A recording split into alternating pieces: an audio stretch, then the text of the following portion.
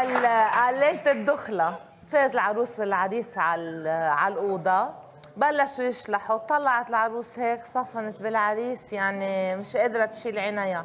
طلع هو استحى قال لها صحيح صغير بس ذكي. قالت له يا ريته طويل وأهبل.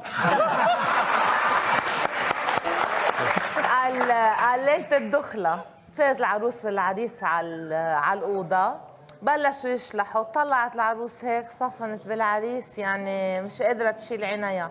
طلع هو استحى قال لها صحيح صغير بس ذكي.